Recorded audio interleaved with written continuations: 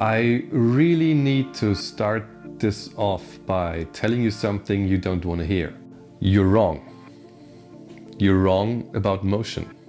The problem with motion is, of course, that parts of it are really easy and really self-evident, and we as humans spend a lot of our time moving ourselves or perceiving the motion of other things or other people. So the temptation is to look at the easy parts we do understand and then conclude from there that we understand all of it, which of course we don't, and from this moment on we really sabotage ourselves.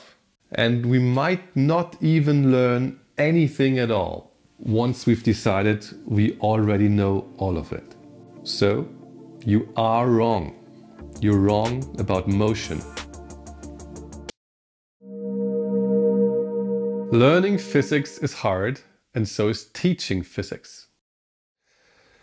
Teaching people, actually teaching people, is extremely hard to do. All of us have been to school, so we've been on the kind of receiving end of this. But if you've ever tried to explain something to another person, you very much know the teacher's perspective as well. It's even worse for subjects like math or physics, and there's a reason why those are so unpopular or even downright detested by students. As one professor of physics education put it, in most cases, teachers are only pretending to teach and students are only pretending to learn. In reality, teachers only state things and students only memorize and regurgitate. The thing is, with physics, this doesn't get you very far, because physics is not about memorizing things as much as about applying things. For example, you don't explicitly learn how a car moves, but you learn how things move. And then you can apply it to a car or a plane or a person or even a planet. I remember very well when I studied physics myself, especially in the early semesters, people often had this notion of, oh, I do understand the concepts, I just cannot do the calculations. No, that means you didn't get the concepts. And that's why studying physics is so hard, and people very much struggle with this facet of it. I certainly did. However, this is one of the key things you have to learn to become a physicist. You take very general concepts and apply them to concrete examples. It is also one of the best ways to measure how successful teaching physics was. And that's why I hate questions like, who came up with the laws of motion and when? That's not physics at all. It's at best history. And at worst, it's just irrelevant trivia.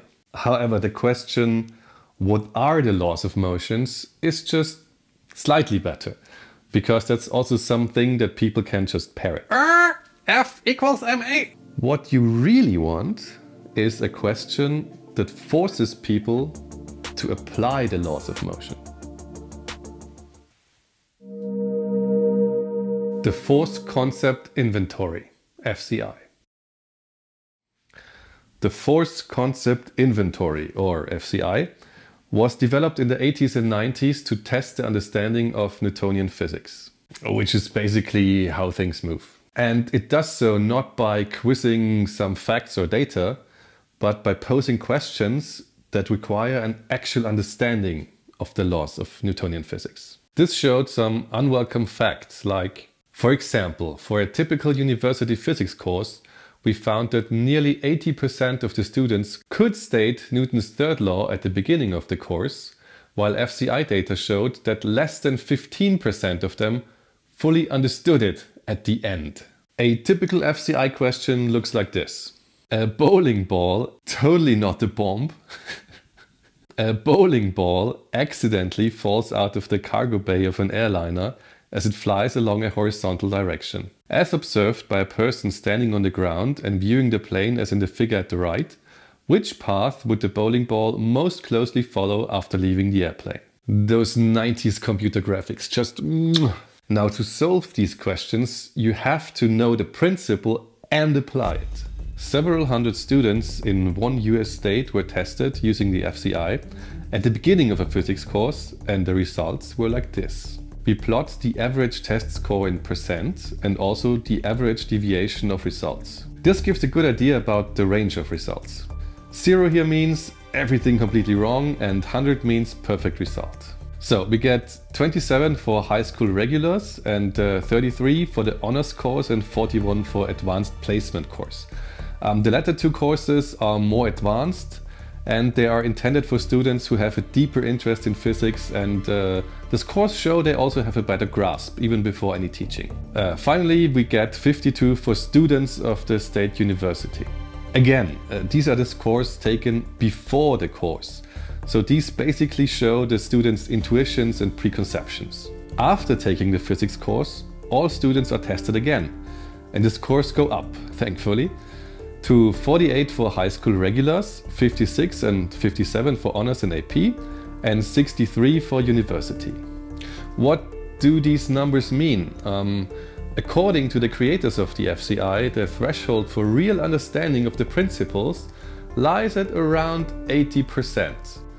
And as you can see, we are quite a bit below that. So the absolute majority of students, even university students, do not understand the principles of motions correctly after having learned them. Having been there myself, that number sounds about right. As a final data point, I'd like to plot the post-course results from Harvard University. 77. So at least around half of the Harvard students got it right. Misconceptions about motion. Why do we talk so much about motion? Well, motion is the simplest and most basic physical phenomenon. Everybody moves every day. Everybody has an intuitive concept of what distance or time or force or velocity means. You know, when I talk about concepts like entropy or energy or voltage, I first have to define that and explain to you what it means. But when I talk about a pushing force or an acceleration, you know what that means because that's part of your everyday world. So when we go into learning mechanics, which is the theory of motion basically, we bring these intuitions and preconceptions with us. This is an advantage because if you already have a certain grasp for a subject, it's of course easier to learn. It is of course also a drawback whenever your intuitions are wrong. In these cases, you don't bring a useful tool, you bring baggage that weighs you down.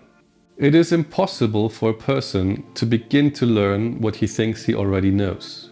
The research shows that if you go into learning a subject having wrong preconceptions, most often you won't notice that, but rather interpret what you're hearing as conforming to what you already know. Our brain is constantly trying to work economically, so it always intends to sort new information into an already established category instead of creating a new one. It's just one of the biases of our thinking, because mostly that makes a lot of sense. But not in this case, because if you never even realize that you're wrong, you'll never learn. In fact, you probably know veritasium, and this very topic was the subject of Derek Muller's PhD thesis, and it was the backbone of all of his OG videos here on YouTube too. Key mechanics, the outline. When starting this channel, I decided very early on that I wanted to do a series about mechanics, how things move, at a very basic level. First, because this is an extremely fundamental part of all of physics. Second, this is one part of physics that anyone could learn and understand. The plan is to have this video as an introduction and simply as a kind of warning shot that a lot of the things you think are true are actually completely wrong. And I will get back to the most common misconceptions in the following videos. The second video will also be a bit more meta, and it will be on the topic of abstraction, explained by the example of free fall. Video number 3 will be about inertia, so basically Newton's first law of motion. The following videos will then tackle all of Newton's laws of motion in turn, so that by the end you should have a much better idea of how things move and why things move.